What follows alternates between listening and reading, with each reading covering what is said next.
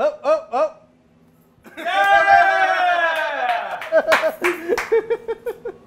Oh, it's really good too. So pastrami's everywhere in New York. Turns out though, not many places actually make their own. The whole thing is highly inconvenient. You've got to brine it, you've got to smoke it, you've got to steam it. It takes a week and a half, 2 weeks to make. It's a pain in the ass. We know one guy, our friend and mad scientist Will over at Harry and Ida's. He makes his own. So we're gonna go over there to make some pastrami with him and maybe see what else he's got going on. Let's go. Kind of weird. Oh! This place is awesome and looks like a cartoon science lab. It's a sandwich shop up front. That's predominantly what keeps the lights on, but it's a lot more. We're just trying to figure that out at the moment. But there's all sorts of weird shit going on, I'll tell you that. We had a sandwich shop, rest in peace. R.I.P. Pastrami in particular, not only does it take 2 weeks to make, it's also pain in the ass to do. We smoke a lot of straight briskets at Duck's Eatery at the restaurant, and we have a great time doing that. But the curing process was there for a reason, and there's a preservation aspect there that really helps us out as a small business. What we tried to marry here is how do we take a look at history and all those different techniques of smoking and aging and preservation, and how do we take it and apply it to food waste, to sustainable ingredients, to cuts of meat that people aren't using a lot of, and how do we make it more valuable? I got fish sauce from 4 years ago I could bring upstairs right now that will blow your mind. We'll have to have you guys back during eel season. I think we got a bunch of squirrel in here too. So let's back up just 1 second. So Yeah. you were a professional survivalist? This is the 3-year-old brisket. So this is a 3-year-old lardo as well. I got a buddy down in Louisiana just makes his fortune getting roosters that no one wants out of Craigslist. That's amazing. We have some ashes and mushrooms in the back. 2-year lardos that are getting wrapped in actually sea lettuce, and a whole plethora of other things from, well, some things that I probably shouldn't say. You're essentially a front for experimentation. It's a good time. It seems like your business is essentially like obviously focused on sustainability and zero waste, but also some of the dishes seem like you are challenging like my palate and kind of trying to build that trust with your consumer. Yeah, it's really tough, and at the end of the day, none of this actually works unless what we're serving people is f***ing delicious. So with all these experiments, what is your personal greatest success and also, of course, biggest failure? This past year, we've spent a lot of time working on finding what those super sustainable ingredients are. Seaweed has been a huge, huge one. This is a common seaweed that you'll find right around here. So we take all of our corn husks, and you can see that's a bunch of bladderwrack seaweed. This is an interesting seaweed where it actually becomes chocolatey. For us, when we think chocolatey, all of a sudden when cooking, we think like moles and things like that. We actually had bladderwrack mole for our barbecue ribs at the restaurant for the past year over there. Really? And that's blended together, so really a lot of the seaweed gets in there as well. Oh, that is really nice. Like it tastes like healthy. Yeah. And in terms of failures, I spent a month trying to break down the calcium deposit of a green crab shell. It didn't work. Let's talk a little bit about the cut. Deckle, also known as the second cut or the point, it's the fattier part of the brisket. A lot of people for these popular burger blends in New York City were using the flats of the brisket. So we started taking the deckles and we started curing and aging the fats for recipes at the restaurant. For us, it's just the perfect cut.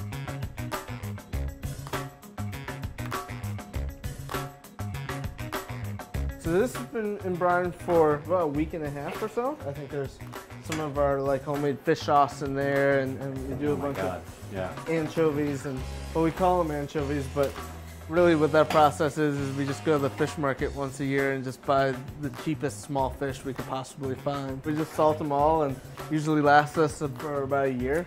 Usually costs us about $20. It's all the bycatch. I mean, I've never seen a pastrami sandwich having like the list of the brine, homemade anchovies, and homemade fish sauce, which is just you further preserving other things. I think that's the cool thing about pastrami is that it's really simple, but it has a ton of ingredients that all come together that if it's wrong, you know it's wrong, but if it's right, it seems so simple and straightforward. Our kitchen is so small and we were doing so many covers when we first opened, so it was like, well, things either had to be served raw or we had to make them ahead of time, days or weeks or months or whatever it is. there was no time to do anything in between. And within that, there's a lot of honesty. Because, you know, if you don't cure something properly after 4 months, you're gonna f***ing know it. All right, should we season this guy up? Yeah, let's do it. Let's do it. I think we have garlic in here. We have a lot of black peppercorn, a little bit of chili, mainly guajillo, and we have some coriander. And then we do a little bit of fermented radish in there, which is a real cool one. Fermented radish. This is fermented radish and chili. Wow. That's really, really good. Just like a very, very little bit of bite from like the radish, but you get like that pepper is just like mellow. With a little bit of horseradish kick.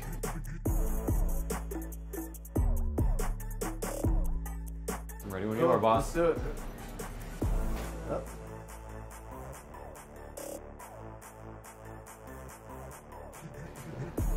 Yep.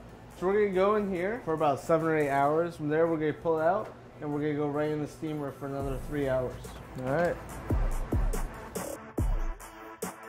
So what's the steaming do after you smoked it? If we didn't do this, there'd be no way we could properly break down all those elastin fibers and all that meat without drying it out.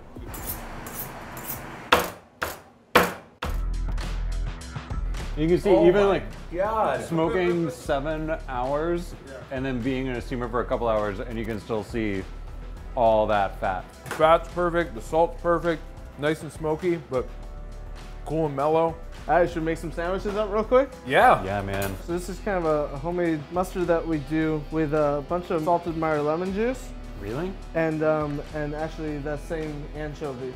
You know, after that, what we do is we take a bunch of cucumbers that we've lightly fermented in whey, and In whey? yep, whey and dairy is part of the whole formula here. So if you're milking a cow and you want to get the most use out of that milk, you separate it and you make cream and you ferment it and you make butter and you separate that and you have the buttermilk. It's how do we get the most value out of every part of what we're doing.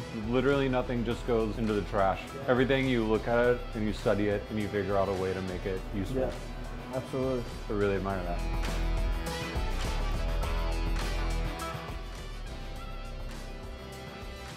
I love this mustard. It's actually lemony. Well, you get the lemon out of it. Great. Yep. Fresh dill. Really, really great to have there. I'm not gonna lie, there's all sorts of old guys that come in here thinking we're pretty sacrilegious for not having pastrami and rye. But you know, them. Do they still eat a sandwich? If you want the #1 chef table hack in Harry-nitis, you finish it with some beaver stew. This is a 3-year-old aged beaver. I've never heard that sentence. I've never heard anything remotely like that sentence ever in my entire life. With a little bit of sea lettuce Okay. and a little bit of aged duck fat as well. That's fantastic. That is so good. That broth is amazing. Daniel Boone didn't have it that bad. What's he complaining about? Yeah. It's like got that like sour, like a little bit of like a sour note to it. The sweetness from the apples too Good, right? also Yeah. really rounds it out. How much seaweed does this have in it? So this has about 2 big bunches of sea lettuce, which isn't too strong, but just enough to pair well with the beaver. I think we're pretty lucky to have this be the first time that we've had beaver. Yeah. Thank you. Yeah, That's thank you guys. amazing. Thank you so much. Absolutely amazing. It was good having y'all. We're just gonna fry a few lengths of each one up.